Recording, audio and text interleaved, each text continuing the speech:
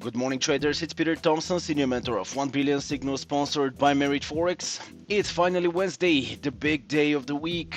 The FOMC Press Conference and Federal Reserve interest rate decision tonight. Definitely the events that we've been all waiting for. So we got a couple of important events before that. Let's take a look. RBA, Bank of Australia, gives the interest rate the same. We're gonna take a look how this affected the Australian dollar, but it brought volatility.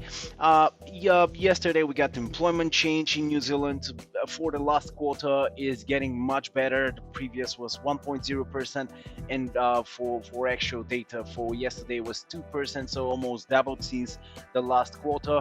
Important, obviously, for the labor market in New Zealand, and of course supporting the economy in general. So Wednesday today, composite PMI services, PMI 9:30 a.m. GMT. We have ECB President Lagarde 10:15. After that 12:15 GMT, we have ADP non-farm employment change. As you know, it's very important even on the market. 2 p.m. ISM non-manufacturing.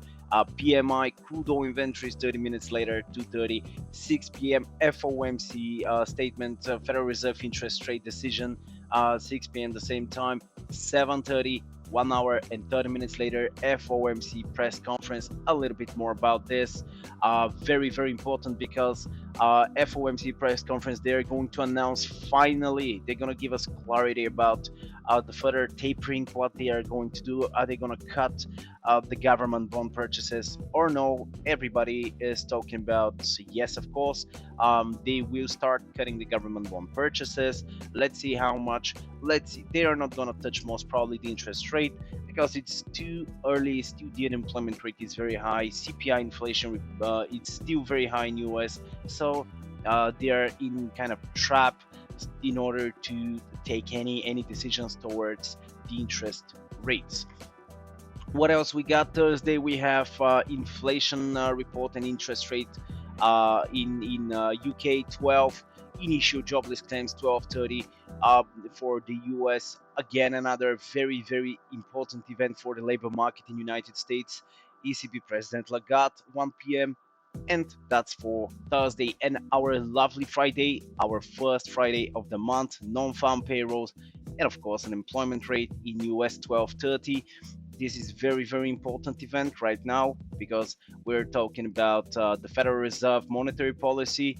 They are still watching very closely the unemployment rate. They will continue doing it, but at least until the moment when it gets normalized, when it gets on low levels.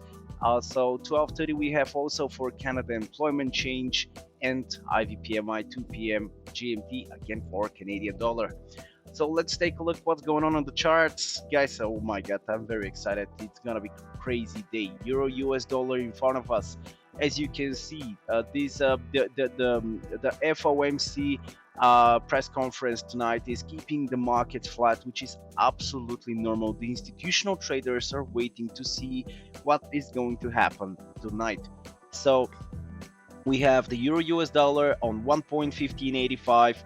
We've seen a modest push to the upside 2 days ago on Monday, 53 pips. After that slight drop, 33 pips. And right now, as you can see, we have very low volatility of the Euro US dollar. Let's see what's going to happen tonight, but I'm remaining, by the way, bullish on the majors. GBP US almost tested the support level 1.36 and big round number. So for now, it's a little bit more volatile than the euro, but it's nothing different, much different compared to it in terms of volatility. But we see 70 pips for the last couple of for last 2 days drop. For now, the GBP is a little bit slow. It's of course usual, but let's see what is going to happen. I think we're gonna see test of 1.36. I would wait to see. Australian USD, big drop to the downside, 100 pips exactly because of the interest rate decision this morning. They kept the same interest rate to 0.1%, but in normal price action around interest rates, you know, the current currency is getting very volatile, and This is, by the way, very nice, very nice because it's almost tested the support 0.7411. We've been expecting this push to the downside to test 0.7479. Not so much drop, but still we've been expecting the push to the downside. So Australian very soon could be very nice buying opportunity. New Zealand US kind of similar. We've seen sorry, 95 pips drop to the downside and absolutely tested 0.71 big ground number, very strong support level, as you can see, tested here and of course yesterday. So let's see what's going to happen. Let's see how the price is going to react. Most probably we're going to have a little bit slow day, at least until the middle of the day, until the FOMC press conference and the interest rates. But this is absolutely normal. USD Canadian going directly to crude oil, guys. We've seen the first sight of weakness of the crude oil. As you can see, dropped $3.8 per barrel. After that, we've seen recovery to the upside, but the price, it seems, struggling to break higher.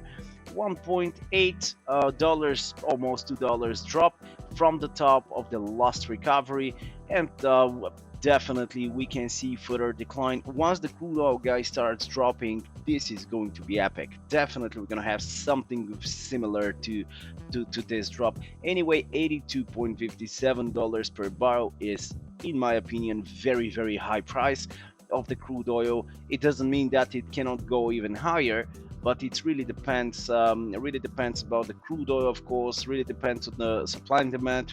But 82.57, considering the low demand of crude, is definitely very high price.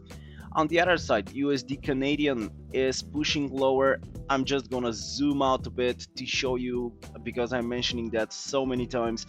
We are still in an uptrend of the USD Canadian, even though many people ask me about this big correction here that we've got to the upside.